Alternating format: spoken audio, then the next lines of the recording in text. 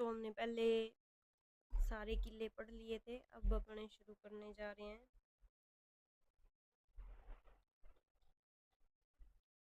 विजय मंदिर किला बयाना भरतपुर।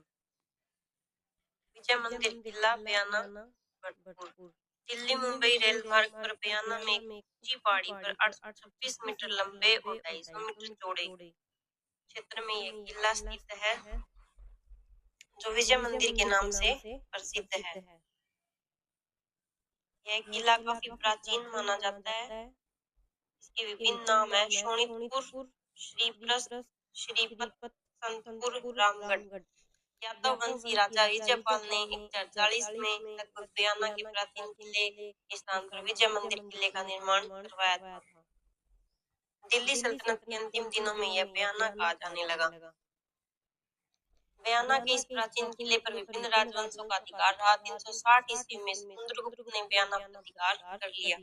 बयाना के पास नंगला से समुद्रगुप्त के सोने के सिक्के मिले हैं। नंगला के पास समुद्रगुप्त के काल में बयाना के किले में राजस्थान के प्रथम विजय स्तंभ के निर्माण का उल्लेख मिलता है। भीमलाट नामक यह स्तंभ 363 ईस्वी में राजा विष्णुवर्धन पुंडरीक ने बनवाया था। 6ठी शताब्दी में हुण आक्रांता मिहिरगुल और बाद में हर्षवर्धन का भी बयाना पर अधिकार रहा। गुर्जर प्रतिहारों के आधिपत्य के दौरान 956 ईस्वी में इस किले में लक्ष्मण सेन की पत्नी चित्रलेखा द्वारा उषा मंदिर का निर्माण करवाया गया, जिसे 1224 में इल्तुतमिश ने मस्जिद में बदल दिया। बयाना पर कुछ समय राष्ट्रकूट शासक इंद्र तृतीय का भी अधिकार रहा। बाद में मथुरा के यादवों ने इस क्षेत्र पर अधिकार कर लिया और विजयपाल ने विजय मंदिर किला बनवाया। गजनी के अकबर और मदगोरी का भी इस किले पर अधिकार रहा। कुतुबुद्दीन ऐबक सेलोती पंथ के पतन तक। कुतुबुद्दीन ऐबक गुलाम वंश का था। सेलोती पंथ वंश के पतन तक यह दिल्ली सल्तनत के अधिकार में रहा। पानीपत के प्रथम युद्ध के बाद बाबर ने इस पर अधिकार कर लिया था। खानवा के युद्ध से पूर्व राणा सांगा ने बयाना का यह किला मुगलों से छीन लिया था। खानवा के युद्ध के बाद इस पर पुनः मुगल अधिकार स्थापित हो गया। शेरशाह सूरी और उसके उत्तराधिकारियों का अल्पशासन के बाद अकबर ने 1557 में मुगल अधिकार स्थापित किया। फिर वर्षों तक यह मुगल वर्षभ में रहा। मुगल साम्राज्य के पराभव काल में बयाना के इस किले पर जाटों ने अधिकार कर लिया। इस प्रकार यह किला अनेक राजवंशों के उत्थान पतन का साक्षी रहा है। विजय मंदिर किला साधारण ऊंचाई पर बना होने के बावजूद चारों ओर से पर्वतमालाओं और वनों से घिरा होने के कारण सामरिक दृष्टि से बहुत महत्वपूर्ण है। इसकी विशाल बुर्जों, सुदृढ़ प्राचीर से सुरक्षा प्रदान करता है। उत्तर और दक्षिण भारत के मध्य आवागमन के मुख्य मार्ग पर स्थित होने के कारण इसका सामरिक महत्व है। मध्यकाल में बयाना और उसका निकटवर्ती क्षेत्र उत्कृष्ट कोटि की नील की खेती के लिए प्रसिद्ध था। डच यात्री फ्रैंकोइस पेल्सार्ड 1618 ने बयाना में नील की खेती और व्यापार का विस्तार से वर्णन किया है। किले के भीतर बने भवन हिंदू और मुस्लिम स्थापत्य कला के सामंजस्य का सुंदर उदाहरण है। उषा मंदिर 18वीं शताब्दी में जाट आधिपत्य के दौरान उषा मंदिर को मस्जिद से पुनः मंदिर का रूप दिया गया था। 18वीं सदी में भीमलाट, राजप्रसाद, सैनिक आवास गृह इत्यादि हिंदू स्थापत्य कला के उदाहरण है। लोधी मीनार इब्राहिम लोधी के शासनकाल में बनी। बारादरी, सराय सादुल्ला, अकबर छतरी और जहांगीरी दरवाजा आदि मुस्लिम स्थापत्य कला का प्रतिनिधित्व करते हैं। इसी के साथ अगला किला है जो शेरगढ़ किला, जो कि 12 में है। शेरगढ़ को कोषवर्धनी किला भी बोलते हैं। 12 शहर से 65 किलोमीटर दूर अटरू तहसील में परवन नदी के बाएं किनारे पहाड़ी पर प्राचीन कोषवर्धन दुर्ग स्थित है। शेरशाह सूरी ने मालवा अभियान 1542 के दौरान इस किले पर अधिकार करके इसका नाम शेरगढ़ रखा था। शेरगढ़ नाम शेरशाह सूरी ने रखा था। उसने किले की मरम्मत करवाई और वहां एक सैनिक छावनी स्थापित की। किला परवर्ती मौर्य काल का माना जाता है। कोषवर्धन नामक 7वीं शताब्दी तक मिलता है। जो कोषवर्धन नाम है ना शेरगढ़ का, वो 7वीं सदी तक मिलता है। इसके निर्माताओं के संबंध में हमारे पास जानकारी नहीं है। 9वीं शताब्दी में इस पर नागवंशी शासकों का अधिकार था। 9वीं में 7वीं तक तो इसका नाम कोषवर्धन था और 9वीं में इसका नागवंशी शासकों का अधिकार माना जाता है, जो संभवतः मेवाड़ के कबीलों के अधीनस्थ थे। किले में लक्ष्मी नारायण मंदिर पर लगे शिलालेख 10वीं और 11वीं सदी से इस पर परमारों के आधिपत्य की जानकारी देते हैं। एक शिलालेख में धार के परमार शासकों की वंशावली भी मिलती है। परमारों के बाद यह खिलजी चौहानों के अधिकार में रहा। दिल्ली सल्तनत काल में मालवा के सुल्तान ने इस किले पर अधिकार कर लिया था। जब सल्तनत काल था तब मालवा के सुल्तान ने इस पे अधिकार कर लिया था। शेरशाह सूरी और उसके बाद मुगलों का इस किले पर आधिपत्य रहा। मुगल सम्राट फर्रुखसियर ने इसे कोट्टा महाराव भीम सिंह प्रथम 1707 से 1720 को पुरस्कार स्वरूप दे दिया था। फर्रुखसियर ने दे दिया था। भीम सिंह ने इसका नाम बरसाना रखा। जल्ला जालिम सिंह ने शेरगढ़ में एक हवेली बनाई जिसमें कोट्टा के शासक ठहरा करते थे। अमीर खां पिंडारी से पगड़ी बदलवाई का रिश्ता निभाते हुए उसकी संकटापन्न स्थिति में झाला जालिम सिंह ने इस दुर्ग को उसे दे दिया। शेरगढ़ किला दोहरी मोटी प्राचीर से घिरा हुआ है। प्राचीर के भीतर विशाल बुर्जें बनी हुई है। किले में प्रवेश के लिए बरखेड़ी का दरवाजा बना हुआ है। किले में पट्टन वालों की हवेली, अमीर खां और उसकी बेगमों की हवेलियां, ब्राह्मणों के रामद्वारे और ब्रह्मपुरिया थी जो अब नष्ट हो चुकी है। वर्तमान में लक्ष्मी नारायण मंदिर, त्रिमूर्ति जैन मंदिर, कल्याण राय जी का मंदिर, गोपाल मंदिर, चतुर्भुज मंदिर, जोरा बोरा मंदिर और ये स्थापत्य है जो शेरगढ़ के गौरव का बखान कर रही है। अगला है सिवाना का किला, बालोतरा जिला, नवगठित बालोतरा जिले में। सिवाना के किले का निर्माण 954 ईस्वी के लगभग वीर नारायण परमार ने करवाया था। सिवाना किले की पहाड़ी के आसपास कुम्मट नामक झाड़ी की दिक्कत के कारण से कुम्मट दुर्ग भी कहा जाता है। सिवाना के किले को कुम्मट दुर्ग भी कहा जाता है।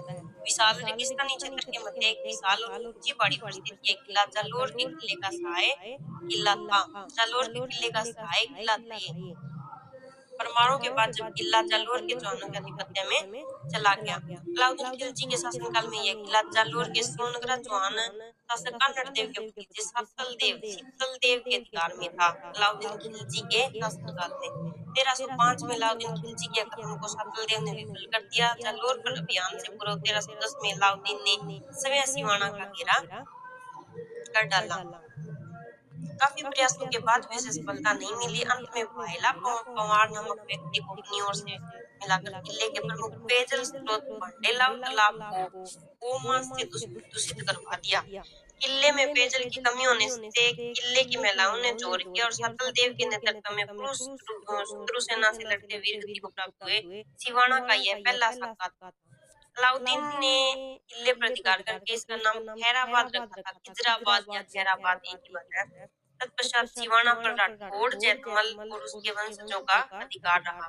1538 में राव मालदेव ने डूंगरसी से यह किला छीन लिया। 1538 में राव मालदेव ने इस किले का परकोटा बनाया और सुरक्षा के अन्य प्रबंध भी किए। सुमेल के युद्ध 1544 के बाद मालदेव ने यही आश्रय लिया।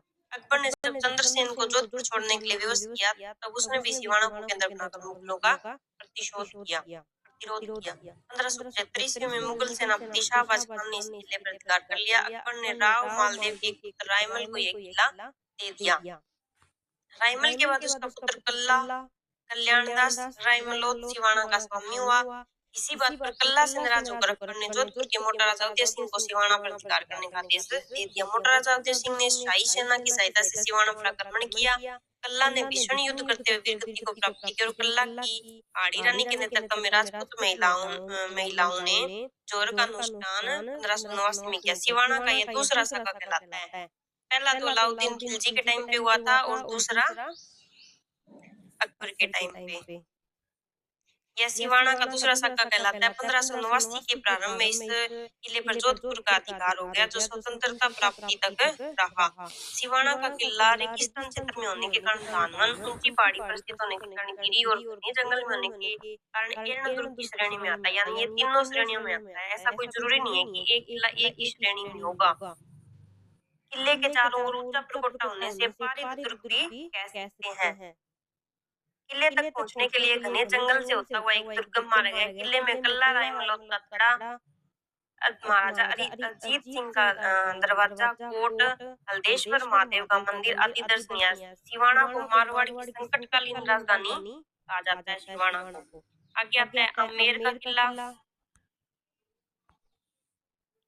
आमेर का किला चारों ओर से पर्वतमालाओं से घिरा हुआ जयपुर नगर से 11 किलोमीटर उत्तर में एक पर्वतीय ढलान पर स्थित है। आमेर एक प्राचीन नगर है जो जहाँ मीणों का अधिकार था।